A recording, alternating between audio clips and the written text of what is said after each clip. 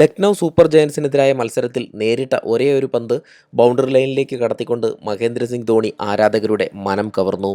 മഹേന്ദ്ര സിംഗ് ധോണി ക്രീസിലേക്കെത്തുമ്പോൾ ചെന്നൈക്ക് അവശേഷിച്ചിരുന്നത് 2 ബോളുകൾ മാത്രമായിരുന്നു. എന്നാൽ Dhoni non striking എൻഡിലേക്കാണ് bat ചെയ്യാനെത്തിയത്. 20-ാം ഓവറിലെ 5-ാം പന്ത് ഋതുരാജ് ഗെയ്ക്വാദ് സിംഗിൾ നേടിയതോടുകൂടി മഹേന്ദ്ര സിംഗ് ധോണിക്ക് ഒരു പന്ത് നേരിടാനുള്ള അവസരം ലഭിക്കുകയായിരുന്നു. മാർക്കസ് സ്റ്റോയിനിസ് എറിഞ്ഞ അവസാന പന്തിൽ ബൗണ്ടറി നേടിക്കൊണ്ട് മഹേന്ദ്ര സിംഗ് ധോണി ആരാധകരുടെ മനം കവർന്നു. മത്സരത്തിൽ ആദ്യം ബാറ്റ് ചെയ്ത ചെന്നൈ 210-4 എന്ന മികച്ച ടോട്ടലാണ് ലക്നൗ സൂപ്പർ ജയൻസിന് മുന്നിൽ ഉയർത്തിയത്.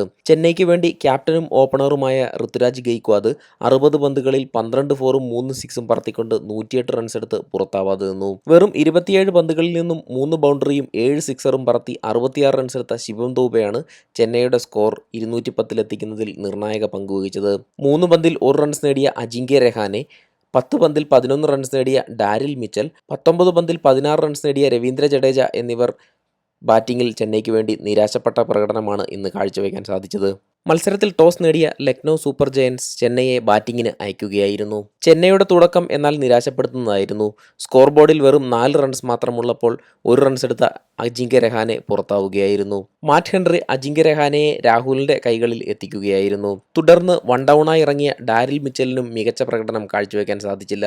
10 പന്തുകളിൽ 1 ബൗണ്ടറി മാത്രം നേടിയ ഡാരിൽ മിച്ചൽ 11 റൺസ് എടുത്ത് പുറത്തായി. പിന്നീട് ക്രീസിലെത്തിയ രവീന്ദ്ര ജഡേജയ്ക്ക് മികച്ച പ്രകടനം കാഴ്ചവെക്കാൻ സാധിച്ചില്ലെങ്കിലും മിന്നും ഫോമിൽ കളിച്ച നായകൻ ഋതുരാജ് ഗെയ്ക്വാദ് രവീന്ദ്ര ജഡേജയെ കൂട്ടുപിടിച്ച് 11.5 ഓവറിൽ ചെന്നൈയുടെ സ്കോർ 101 കടത്തുകയായിരുന്നു. രവീന്ദ്ര ജഡേജ പുറത്തായതിനു ശേഷമാണ് ചെന്നൈയുടെ തലവര തന്നെ മാറിയത്. പിന്നീടെത്തിയ ശിവം ദൂബെ ലക്നൗ സൂപ്പർ ജയൻസിന്റെ ബൗളർമാരെ തലങ്ങും വിലങ്ങും പായിക്കുകയായിരുന്നു. മത്സരത്തിൽ 7 പടുകൂറ്റൻ സിക്സറുകളാണ് ശിവം ദൂബെ നേടിയത്. 22 പന്തിലാണ് ശിവം ദൂബെ 50 റൺസ് തികച്ചത്. 244.44 എന്ന മികച്ച സ്ട്രൈക്ക് റേറ്റിലാണ് ശിവം ദൂബെ ബാറ്റ് വീശിയത്. തുടക്കം മുതൽ തന്നെ ആക്രമിച്ച് കളിച്ച നായകൻ ഋതുരാജ് ഗെയ്ക്വാദ് സെഞ്ചുറി പൂർത്തിയാക്കുകയായിരുന്നു. 60 പന്തുകളിൽ 12 4-ഉം 3 6-ഉം പറത്തിയ ഋതുരാജ് ഗെയ്ക്വാദ് 108 റൺസുമായി പുറത്താവാതെ നിന്നു. ഒടുവിൽ മഹേന്ദ്ര സിംഗ് ധോണി ക്രീസിലേക്കെത്തുമ്പോൾ ചെന്നൈക്ക് അവശേഷിച്ചിരുന്നത് 2 പന്തുകൾ മാത്രമായിരുന്നു. ശിവം ദൂബെ നോൺ സ്ട്രൈക്കിംഗ് എൻഡിലാണ് റണ്ണൌട്ടായത്. അതുകൊണ്ടുതന്നെ തുടർന്നെത്തിയ